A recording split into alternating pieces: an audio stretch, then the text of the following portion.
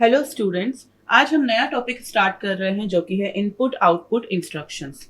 Input output instructions में हम आज आउटपुट इंस्ट्रक्शन सबसे पहले पढ़ेंगे, उसके बाद हम पढ़ेंगे इनपुट इंस्ट्रक्शंस।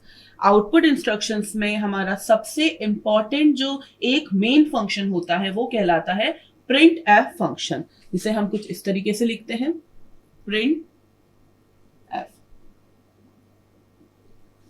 ये हमारा सिंटेक्स होता है प्रिंटफ फंक्शन का, जिसके अंदर पैरेंथेसिस के अंदर हम डबल कोट्स के अंदर हम लिखते हैं हमारा content, text, expression, value of variable, जो भी हमें प्रिंट कराना है हमारे कंसोल के ऊपर। ये एक प्रीडिफाइंड फंक्शन है, ये किसी भी टाइप का कीवर्ड नहीं है। कीवर्ड क्या होते हैं जो कि ऑलरेडी रिजर्व्ड है हमारी सी की लाइब्रेरीज में। ये एक प्रीडिफाइंड फंक्शन है जो कि किसी एक पर्टिकुलर हेडर फाइल से बिलोंग करता है। ये एक फॉर्मेटेड आउटपुट फंक्शन है जो कि स्क्रीन पे कंसोल पे हमें डिस्प्ले करा के दिखाता है हमारे आउटपुट को। ये टेक्स्ट फॉर एग्जांपल हमें प्रिंट कराना है प्रोग्रामिंग,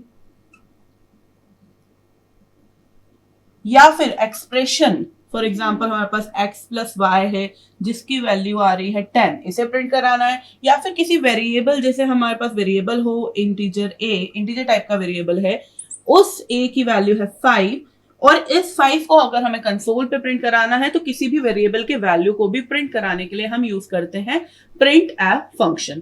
सो इसकी हम वर्किंग समझते हैं एक छोटे से प्रोग्राम के थ्रू। उस प्रोग्राम में हम सिर्फ एक सिंपल सा टेक्स्ट प्रिंट करा के देखेंगे, उसके बाद हम एक और प्रोग्राम बनाएंगे जिसमें हम एक वेरिएबल, इंटीजर टाइप की वेरिएबल की वैल्यू को भी प्रिंट करा के देखेंगे। सो सबसे पहले हम प्रिंट कराते हैं एक सिंपल से टेक्स्ट को। उसके लिए हमें सबसे पहले हमारे प्रोग्राम में हमारी हेडर फाइल्स इंक्लूड करनी पड़ेंगी।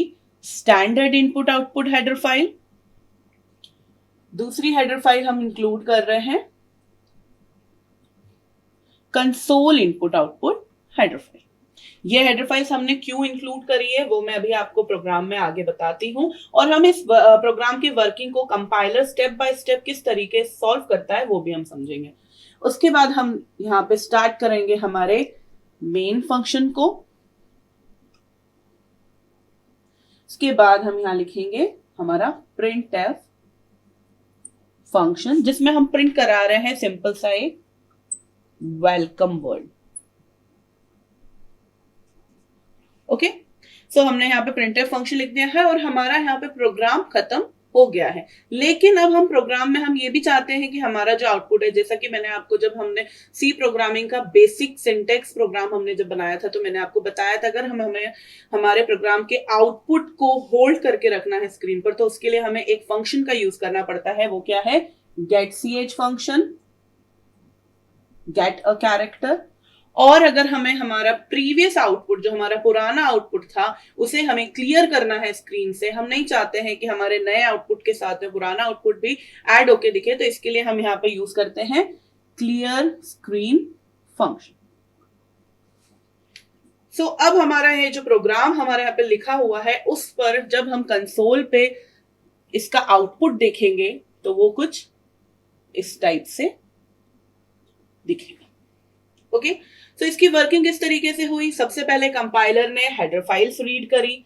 हेडर फाइल्स हमारी standard input output header file और फिर हमारी console input output header file.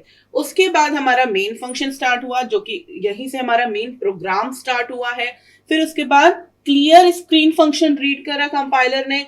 Clear screen function read करने पर उसे पता चला कि हमारा जो पुराना आउटपुट था उसे कंसोल से क्लियर कर देना है, और ये हमारी किस हेडर फाइल से बिलोंग करता है ये फंक्शन? ये भी एक प्री डिफाइंड फंक्शन है, console input output.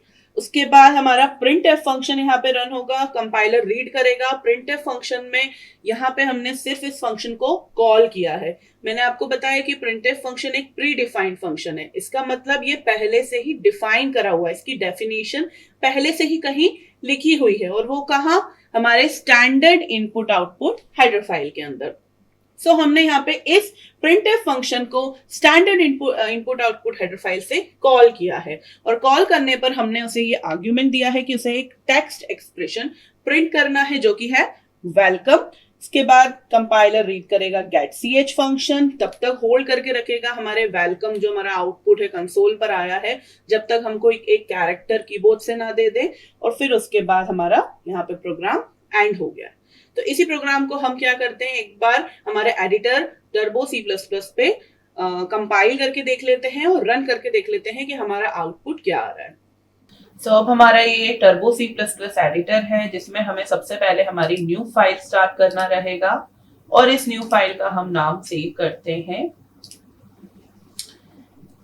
welcome.c extension से करेंगे, क्योंकि हमारी ये एक C प्रोग्रामिंग की फाइल है। अगर C++ की फाइल होती तो हम .cpp से एक्सटेंशन से करते, और इसके बाद हम ओके क्लिक कर देंगे। अब स्टार्ट करते हैं हमारा प्रोग्राम। जैसा कि मैंने आपको बताया था, हेडर फाइल्स इंक्लूड होंगी, इसके बाद सेकेंड हेडर फाइल,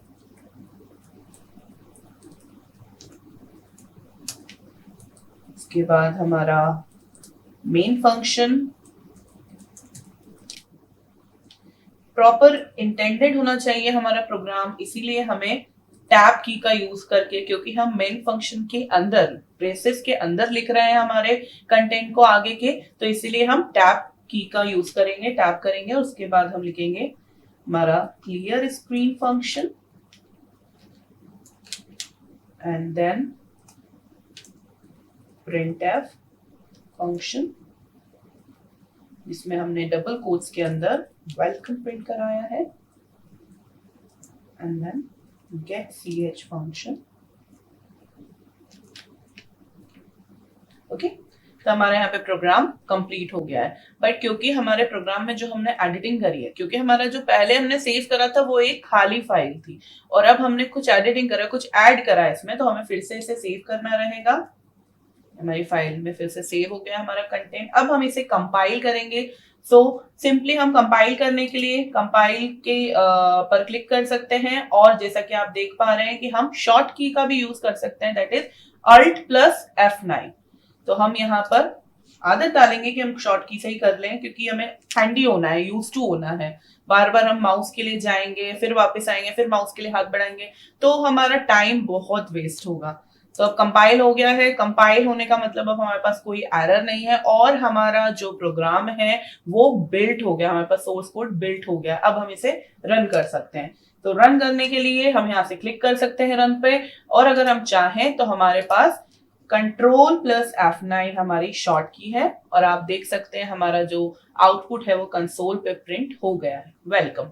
ओके, अब हम देखते हैं कुछ चीजें, इसमें कुछ चेंजेस देखते हैं कि अगर मैं क्लियर स्क्रीन फंक्शन, यहाँ पे जो हमारा क्लियर स्क्रीन फंक्शन है इसे मैं कमेंट कर देती हूँ। ओके, सो फॉरवर्ड स्लैश से मैंने इसे कमेंट कर दिया, और अब वापस मैं इसे सेव करती हूँ। जब जब हम प्रोग्राम में एडिटिंग करेंगे, हमें हमारे प्रोग्राम को फिर से सेव करना है। सेव करने के लिए हम डायरेक्ट यहाँ से जाकर क्लिक करके सेव पे ऑप्शन क्लिक कर सकते हैं, और चाहे तो हमारे पास शॉर्ट की है, दैट इज F2।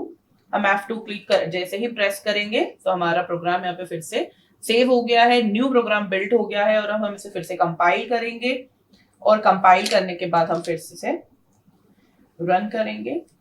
देखिए, क्लियर स्क्रीन फंक्शन को हटाने से मैंने कमेंट कर दिया है। कमेंट करने का मतलब ये हुआ कि अब वो प्रोग्राम के मेन जो लाइन्स है उनमें इंक्लूड नहीं करता है, कंपाइलर उसे रीड नहीं करेगा, उसे इग्नोर कर देगा।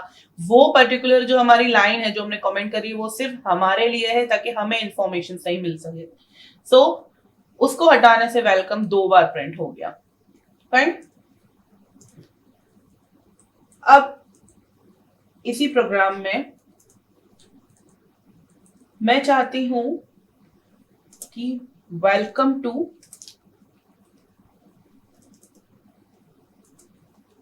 इंडिया प्रिंट हो।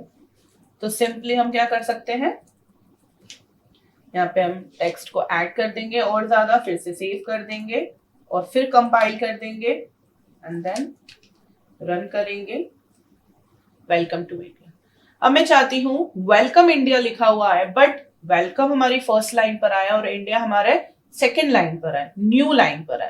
तो उसके लिए हमें एक नई चीज का यूज करना पड़ेगा, जिसे हम बोलते हैं एस्केप सीक्वेंस, जो कि हमारी न्यू लाइन के लिए, बहुत सारे एस्केप सीक्वेंसेस होते हैं न्यू लाइन के लिए, हॉरिजॉन्टल जाने के लिए, वर्टिकल जाने के लिए, ब्रेक करने के लिए, हमारे कैरेक्टर्स को शिफ्ट करने के लिए। सो